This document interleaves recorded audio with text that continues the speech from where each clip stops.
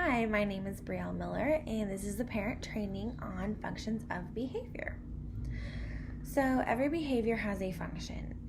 There is a reason for everything that we do, and in behavior analysis, we believe that behavior is influenced by the environment, so the things that are going on around us.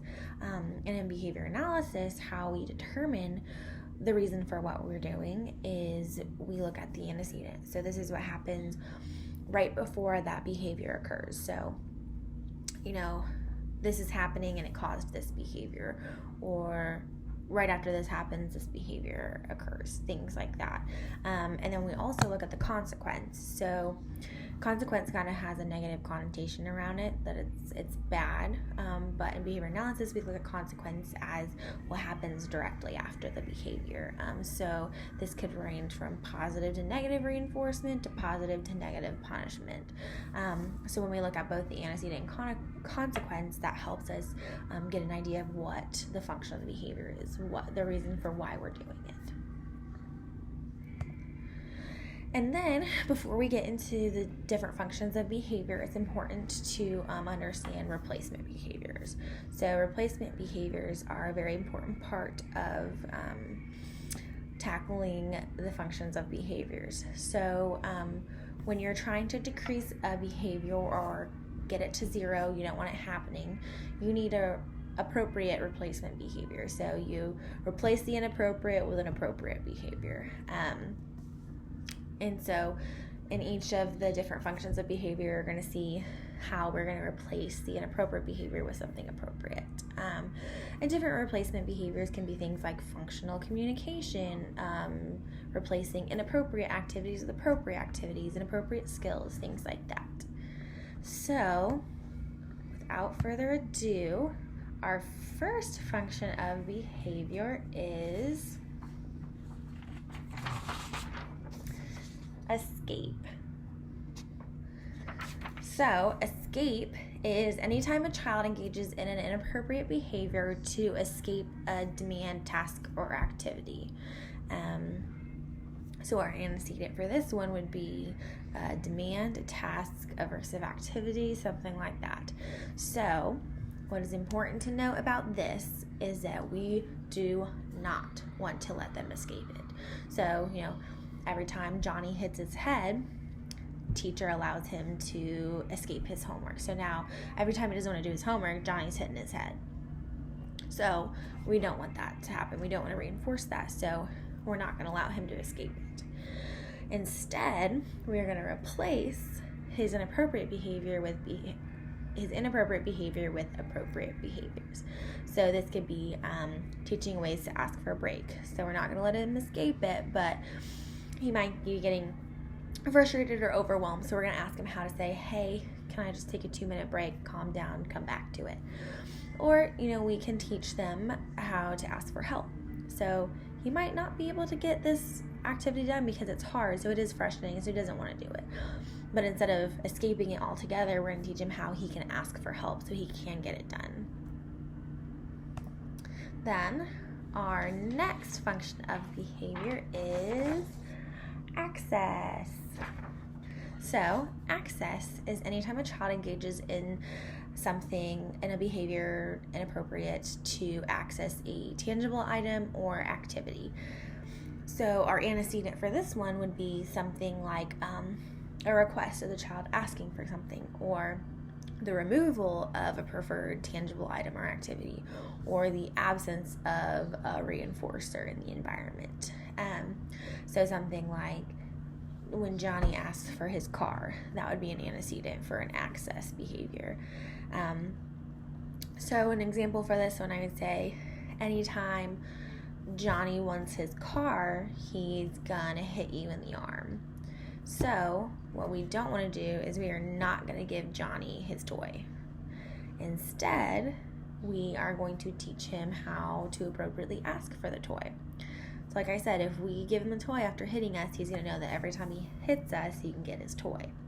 So we're going to teach him ways to ask for the toy, like depending on his communication skills, he can point to the items. We're going to teach him how to point to the toy he wants, or how to ask for it verbally, or use his device or his picture exchange communication system, something of that sort. We want to give them that communication to ask for what they need. Our next function of behavior is attention. So this is anytime a child engages in a behavior or an inappropriate one to gain access to a person's attention. So our antecedent to this one would be an adult or another person's attention removed from the child, or another antecedent could be the adult's attention removed and giving attention to another child or another person. Somehow your attention of social praise or physical contact or eye contact even is removed from that child. So what's important to remember is we are going to ignore that inappropriate behavior. We do not want every time that Johnny hits us, we're going to turn around and look at him, because now he's going to know that when he hits us, we're going to look at him and give him the attention he wants. So instead, we're going to ignore that. We're not going to attend to it at all. We're going to teach ways for him to appropriately gain attention. So this could be tapping on our shoulders, or this could be saying our name, or raising your hand, or saying hey, or something of that kind. We could even teach waiting skills, because a lot of the times they could be wanting our attention, but we have to have our attention someplace else, so they need to learn to wait for attention. So we could not only be teaching ways to gain it, but also how to wait for attention as well. So those are different skills that you can teach for gaining attention or waiting for attention. And then our last function of behavior is sensory. So sensory maintained behavior is anytime a child engages in a behavior to get sensory stimulation. So this is kind of like your sight, smell, feel, taste, sound, this kind of thing. So our antecedents, they're not always necessarily clear, because we don't always understand when somebody is needing sensory input. So, when you have a headache, when you put pressure on your head, things like that, like somebody doesn't always understand why you're doing that, if it's because of a headache or something like that. So sometimes the antecedent for sensory isn't always clear.